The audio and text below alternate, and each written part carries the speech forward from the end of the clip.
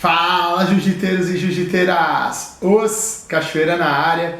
E hoje a gente vai estar fazendo aí a estreia do nosso quadro Eis a Questão.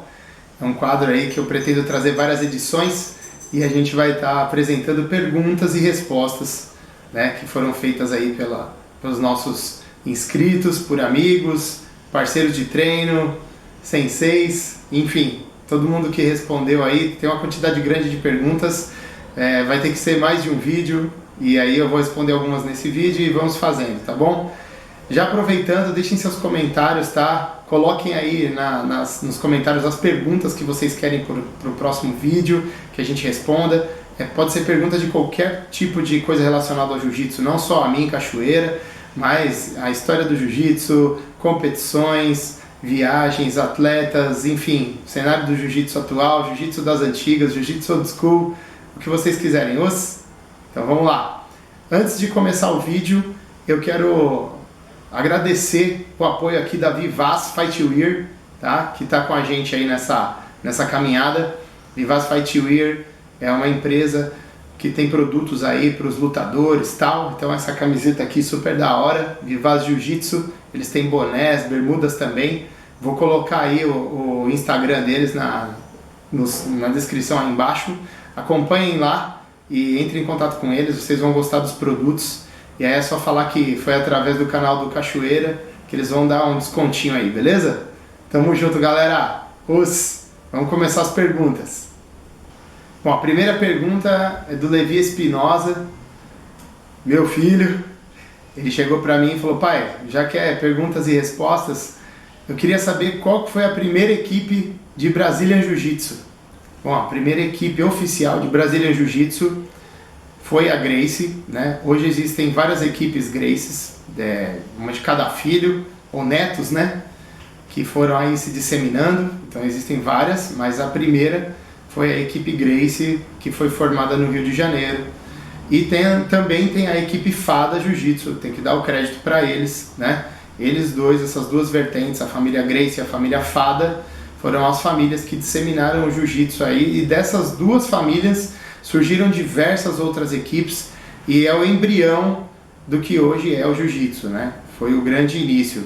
Não vou falar do início do Brazilian Jiu-Jitsu, aqui a resposta é qual foi a primeira equipe.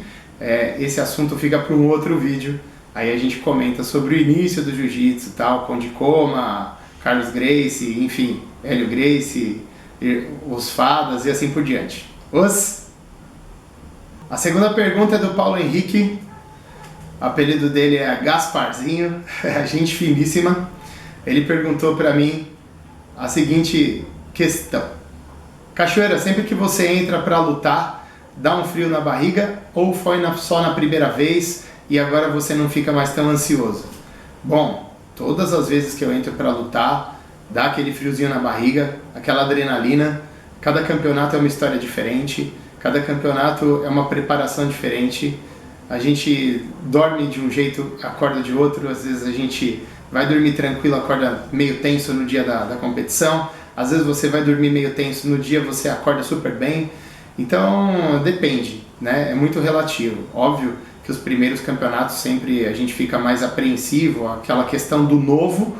Mas depois que você compete várias vezes, você já sabe o que você vai encontrar, porém os oponentes sempre mudam, mas o que conta muito é a sua cabeça, né? Numa competição, 70% é a sua cabeça. Se você entrar bem, o restante flui naturalmente. Se você não entrar bem, a chance de não dar certo é muito grande. Então você tem que sempre fazer um trabalho de conscientização, de motivação, de você estar querendo sempre ser o primeiro. Você tem que entrar sempre para ser o primeiro, você tem que entrar sempre para ganhar, né? Porque se você não entrar com essa mentalidade, não vai acontecer. Então a adrenalina, ela sempre acontece e eu acho que ela é favorável. A gente tem que saber transformar esse sentimento numa coisa boa. É o que eu falo sempre para os meus alunos, né? Transformar o medo, a nossa angústia, a nossa ansiedade, a nossa incerteza em algo positivo, em garra, em gana, em foco, em determinação e vontade. Vai dar tudo certo. Você vai lá, entrega o seu melhor, entrega o seu coração e o resultado vai vir. Isso é o mais importante. E se não tiver essa adrenalina, essa coisa, sabe, da motivação de você querer, de você ficar pilhado, quer dizer que o negócio perdeu a sensação, perdeu o fundamento, né? Então eu acho que sim, é favorável você ter essa sensação, essa adrenalina gostosa. A terceira pergunta é do meu aluno Pedrinho. Beijão, Pedrinho. Pedrinho sensacional, faixa cinza, sinistro, treina desde piquiquitico. É um aluno assim absurdamente agradável, feliz, está sempre interagindo com a turma. Ele perguntou: Cachoeira, você vai pegar pesado nos treinos assim que a pandemia acabar e os treinos retomarem? Pô, Pedrinho, você sabe como é que é os treinos do Cachoeira, né? Sem massagem, né? Treina em casa aí, fica focado que quando voltar, eu quero vocês pilhados. Óbvio que nas primeiras aulas eu dou aquela colher de chá, vai. Um beijo para vocês e um beijo para todos os meus alunos aí. Bom, a quarta pergunta é da Alice Melquiades Gomes. Ela pergunta: qual foi o primeiro campeonato oficial de jiu-jitsu? Bom, para falar sobre o primeiro campeonato oficial, tem que falar sobre o início da Confederação Brasileira de Jiu-Jitsu, a CBJJ. A CBJJ foi fundada em 1994 pelo Carlos Gracie e automaticamente vieram os primeiros campeonatos em 94 mesmo. Então, em 1994, teve o primeiro campeonato brasileiro de jiu-jitsu, lá no Rio de Janeiro. Então, você pode considerar que o primeiro campeonato oficial de jiu-jitsu, oficial, tiveram antes outros campeonatos, mas o primeiro campeonato oficial por uma confederação foi em 94, tá? Dando uma informação extra, o primeiro campeonato mundial foi em 1996, também no Rio de Janeiro, e até 2006 todos os campeonatos mundiais de jiu-jitsu foram no Rio de Janeiro. A partir de 2007 em diante, todos os campeonatos são feitos lá na Pirâmide, na Califórnia, nos Estados Unidos. É da CBJJ, porém o nome da organização internacional que representa, né, o jiu-jitsu internacionalmente é a IBJJF, tá? Ela é coligada com a CBJJ, só que a CBJJ é no Brasil e a IBJJF é responsável por todos os outros campeonatos oficiais que acontecem ao redor do mundo para esta confederação. A quinta pergunta é uma brincadeira, óbvio, né? Do Thiago Egama. Ele pergunta: Royce Gracie daria um pau no Bruce Lee se ele estivesse vivo? Poxa, eu sou suspeito para falar, né? Bruce Lee é Bruce Lee e o cara era um gênio, né? Infelizmente morreu cedo, mas pelo que ele mostrou, né? As habilidades que ele tinha, tudo tal, ele não era um jiu-jiteiro, mas as habilidades que ele tinha com as artes marciais eram espetaculares. Royce Gracie foi o responsável por mostrar o jiu-jitsu, a eficácia do jiu-jitsu para o mundo nos primeiros UFCs, né? Em outro vídeo a gente pode falar sobre isso também, mas eu não sei essa resposta, mas eu gostaria muito de ver uma luta entre eles, ia ser bem interessante. Ia ter muito pay-per-view vendido, viu? A sexta pergunta é da Letícia Souza. Ela pergunta: Cachoeira, com quantos anos você começou a treinar jiu-jitsu? Bom, eu comecei a treinar jiu-jitsu um pouco tarde, né? Eu comecei a treinar jiu-jitsu com 32 anos. Hoje eu tenho 38, então eu vou fazer 6 anos de jiu-jitsu já. Eu tenho 5 anos e pouquinho de jiu-jitsu, eu vou para 6 anos. E foi amor à primeira vista, né? Desde a primeira aula eu não parei jamais, eu nunca tive nenhum período parado no jiu-jitsu e não pretendo ter. Eu amo muito essa arte marcial, esse é o motivo do canal, da gente querer levar a palavra do jiu-jitsu para frente. E então eu comecei com 32 anos e recomendo a todos que comecem o quanto antes, porque essa arte marcial ela é maravilhosa e ela proporciona coisas para nós incríveis. Vale muito a pena. Bom, a sétima pergunta é do Rafael Musetti, que eu chamo aí carinhosamente de Flávio Canto, ou o Meinha. Tem história do Meinha para contar, hein? Ele fala para mim assim: ô Cachoeira, até quando você vai fugir do nosso X1? Se você não postar essa pergunta, eu vou espalhar para todo mundo que eu te desafiei e você correu. Assinado O Terror da Meia. Bom, vamos falar primeiro por que o terror da meia, né? Terror não tem de nada, né, o Flávio Canto? O Flávio Canto, o Rafael, ele tem o hábito de sempre treinar de meia. Então eu apelidei ele de Meinha. E Flávio Canto porque ele parece um pouco realmente o Flávio Canto, né? O judoca e jiu-jiteiro casca grossíssima aí. E aí a gente sempre lutou muito, assim, contra o outro, X1, luta dura. Eu ganhava uma, ele ganhava outra, tal, e a gente tem aquela rivalidade saudável que eu sou a favor no jiu-jitsu. São rivalidades que ajudam a gente a crescer, impulsionar o nosso jiu-jitsu. Então, pô, meinha, para, né, meu? Você acha que eu vou fugir de um cara que luta de meia no tatame, mano? Pisa com seu pé no tatame lá, velho. Só marcar, deixa a pandemia passar, a gente filma o nosso rolinho e a gente coloca aqui no canal. Garanto que vai ter bastante views. Nossa. Bom, a oitava pergunta é do Christopher Per Luiz Araújo. Ele pergunta, né? O atleta, seja amador ou profissional, tem o seu devido valor na sociedade e nas equipes? Essa é uma excelente pergunta.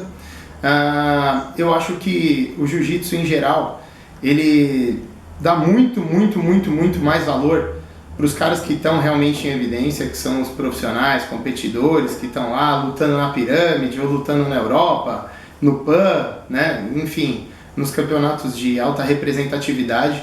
Mas se você olhar a grande base do jiu-jitsu, a base do jiu-jitsu principal é de atletas do cotidiano, né? Que são os atletas que realmente vão para os campeonatos regionais, vão para os campeonatos das confederações locais, que são campeonatos extremamente duros e importantes. A gente pode falar isso também mais para frente em outros vídeos, né? E em referência ao valor dos atletas na sociedade, eu acho que o jiu-jitsu ainda é pouco divulgado. O UFC mostrou para o mundo que o que o jiu-jitsu pode fazer, né? O que arma é o jiu-jitsu, o que defesa pessoal é o jiu-jitsu. Então eu acho que já tem projetos rolando aí, principalmente no Rio de Janeiro, de colocar jiu-jitsu nas escolas, né? E eu acho isso sensacional. Eu acho que deveria ter jiu-jitsu nas escolas do Brasil todo, na rede pública, na rede privada. Seria uma iniciativa sensacional, iria abrir um campo de trabalho para muitos profissionais da área também, e além disso ia disseminar ainda mais o esporte e ia disseminar que é uma arte marcial sensacional, muito linda e que modifica realmente as pessoas para o lado do bem, né? Em referência ao valor nas equipes, eu acho que depende da equipe. Eu posso falar da equipe a qual eu faço parte. Eu acho que os atletas em geral são valorizados sim, tanto os atletas que são competidores, que trabalham, como os do lifestyle mesmo, do estilo de vida, né, que treinam ou para perder peso, ou para manter o físico, enfim, né, ou para manter a cabeça boa. Eu acho que, pelo menos a equipe que eu faço parte, a Power Lotus Team, ela valoriza muito o atleta, ela valoriza cada ser humano que está lá dentro, e por isso que a gente é uma grande família. Esse é o modelo que eu acho que todas as equipes deveriam seguir, né? Eu nunca fiz parte de outra equipe, nem pretendo fazer, então não posso falar como é em outras equipes. Mas o entendimento de atleta que eu tenho, por ser um professor, por ser um competidor também, já viajei até para fora do país para competir com o apoio da minha equipe, que eu sou sim realmente valorizado, e sou valorizado pelos meus mestres, pelos outros senseis que fazem parte da equipe e pelos meus irmãos de tatame, né? Então eu sou valorizado sim. Agora, em referência à sociedade, eu acho que o jiu-jitsu primeiro tem que ser mais difundido para a sociedade valorizar. Então hoje não é muito conhecido o jiu-jitsu a fundo, então por isso que não há uma grande valorização ainda. A nona pergunta não é bem uma pergunta, é um comentário, e quer que eu justifique uma situação. É de um grande amigo meu que treina comigo, pediu para não revelar o nome dele ou dela, eu vou respeitar. Então vamos lá, vou ler na minha colinha aqui que é um pouco grande, tá? Cachoeira, uma vez você me deu um katagatame tão justo que a minha orelha estava estourando. Quase bati por causa da dor na orelha. Você sente algum remorso por isso? Não, eu não sinto nenhum remorso por isso, porque todas as vezes que a gente lutou, que você me finalizou, que você me pegou, eu garanto que você não sentiu nenhum remorso. E outra, a gente tá lá treinando, né? Se acontece alguma situação dessa, os 3 tapinhas também não é vergonha pra ninguém. Eu dou os 3 tapinhas sempre que precisa. Dar os 3 tapinhas é sinal de humildade, né? A gente tem que dar os 3 tapinhas para evoluir. Isso é o mais importante. Galera, e a última pergunta do vídeo, a última pergunta do primeiro Eis a Questão, de números que a gente vai fazer. Então, só lembrando de novo, deixem lá nos comentários as perguntas que vocês querem para o próximo vídeo, tá? Ou sugestões, a gente vai sempre melhorando, né? Essa pergunta é uma pergunta dupla, é uma pergunta muito inteligente do Vitor Matheus, um dos líderes aqui da Vivaz Fightwear, grande parceiro e jiu-jiteiro casca grossa, já viajou para diversos países aí, lutando na Europa, ganhando diversos campeonatos, aqui na América do Sul também. É um jiu-jiteiro espetacular, a gente ainda vai fazer uma entrevista com ele. Bom, vamos lá, vou dividir essa pergunta em duas partes. Eu vou olhar na minha colinha aqui, ó. A primeira pergunta dele: qual estilo de luta é mais atrativo e bonito de se ver? Um estilo de luta agressivo, pra frente, que busca a finalização, ou um estilo de luta mais técnico, com grandes técnicas e tendo a preocupação de fazer pontos? Então vamos lá. Eu acho que depende do que você busca no jiu-jitsu, né? No cenário atual, no jiu-jitsu competitivo, a gente tem uma grande crescente dos eventos de lutas casadas. Vou citar aqui no Brasil o BJJ Stars, né? Vou citar no exterior o Spider Coreia, e tem agora recentemente teve o Who's Number One do Flow Grappling, né? Que é um canal web que só divulga eventos de grappling, e eles criaram a própria liga deles, entre aspas, né? Uma liga de lutas casadas, são eventos excelentes. Então, depende do que você se propõe a assistir, né? E que você se propõe a estudar também, porque vendo online as lutas a gente consegue identificar diversos detalhes e falar, pô, essa técnica foi interessante, eu vou voltar e vou ver de novo, nossa, isso é legal, pô, vou levar para o tatame, vamos discutir isso aqui lá na academia, né? Então hoje o jiu-jitsu esportivo, nós temos duas vertentes, né? Os atletas que eu considero que são minoria, que são aqueles atletas que entram para frente, vão para dar espetáculo mesmo, vão dar para entrar quedão, ou senão já chega chamando, pulando na guarda, já vai para raspagem, ou senão já vai berimbolar, vai para as costas, né? Isso muito rapidamente. Ou aquele outro jiu-jiteiro muito técnico, ele vai, estrategista, chama na guarda, ou senão tenta aplicar quedas, ou espera o cara chamar, e aí vai aquela luta um pouco mais parada, 10 minutos de luta, né? Esses eventos de lutas casadas estão fazendo lutas de 6 minutos justamente para ser mais dinâmico. Então, assim, para o público em geral, vou falar do público leigo que está assistindo um campeonato às vezes pela primeira vez, ou não conhece tanto jiu-jitsu, esse jiu-jitsu mais para frente, jiu-jitsu para finalizar, para pegar, é o jiu-jitsu que a gente tem que querer que os atletas competitivos de alta performance desempenhem para que o jiu-jitsu seja elevado a outros patamares. Para uma TV aberta, que é o caso que a gente já teve o SFT aí, Jiu-Jitsu, uma edição, né, que foi um evento histórico, a gente teve até atleta, o Márcio Vinícius Piquinin, um grande amigo também, que ele competiu lá, foi campeão lá. Então, assim, eu acho que é um evento que valorizou, né, na TV aberta o jiu-jitsu. Porém, em campeonatos oficiais a gente vê muita luta amarrada, focada em fazer pontos, né, e chegando a ponto, às vezes, de ter pontuações altíssimas, o atleta teve possibilidade de finalizar a luta e não finalizou. Aí você se pergunta, poxa, sobrou tanto golpe, pra que fazer tanto ponto, né? Quer treinar, treina na academia, né? Mas pra mim, cachoeira, eu acho que a luta pra frente ela é muito melhor de se assistir, é uma luta muito melhor de a gente se empolgar pelo jiu-jitsu, e eu sou a favor do jiu-jitsu pra frente competitivo, sim. Agora, para eu estudar no dia a dia, ver uma luta mais demorada, uma luta mais técnica, me chama mais atenção para eu estar conseguindo mensurar uma técnica, levá-la para a academia, discutir com os amigos, com os senseis, com os mestres, para a gente realmente destrinchar aquilo e conseguir praticar, beleza? A segunda parte dessa pergunta é uma pergunta pessoal que ele faz para mim. Fala pra gente uma referência de um jiu-jitsu showtime bonito ou empolgante de se ver. Bom, o primeiro nome que vem à mente aqui vou falar da geração, de uma geração que está finalizando agora, né? A gente já teve diversas gerações do jiu-jitsu aí, nós temos uma geração que está finalizando agora e está entrando uma nova geração de atletas que está vindo babando, os atletas jovens aí, que estão vindo, né? Vão realmente tomar os lugares aí desses grandes astros, que estão aí mais uns 1, 2, 3 anos aí, eles estão parando com as atividades competitivas, né? Oficialmente, eu creio. Então eu vou falar aí de rivalidades, por exemplo, apesar de não concordar com as atitudes dele, Herbert Santos é um showtime, sempre que ele entrou, ele entrou sempre para dar show, ele entrou sempre para lutar muito. Tem lutas lendárias, lutas épicas aí contra caras casca grossíssimas aí, puxam lutas contra Muhammad Ali, as lutas dele contra o Leandro Lô. Então o outro Showtime, Leandro Lô também, né? Sempre entrou para lutar para frente. E eu não posso deixar de citar Rodolfo Vieira e o Bochecha, que realmente sempre lutaram para frente, né? O Rodolfo Vieira sempre lutou para frente.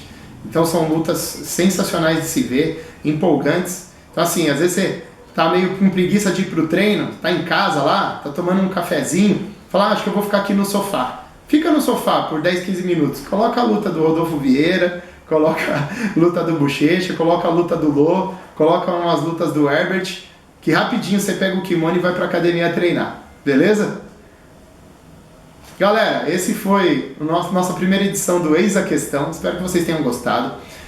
Só lembrando, por favor, se inscrevam no canal, vamos fortalecer a cena, dê o like no vídeo, ative as notificações para receber os próximos vídeos que eu vou estar postando, tá? O canal está sempre em construção, a gente está sempre produzindo. E sugiram temas aí para a gente estar falando também em vídeos futuros. Eu estou à disposição de vocês. E vamos lá, galera. Muito obrigado pelo apoio, vocês são sensacionais. Contem comigo sempre e até o próximo vídeo. Os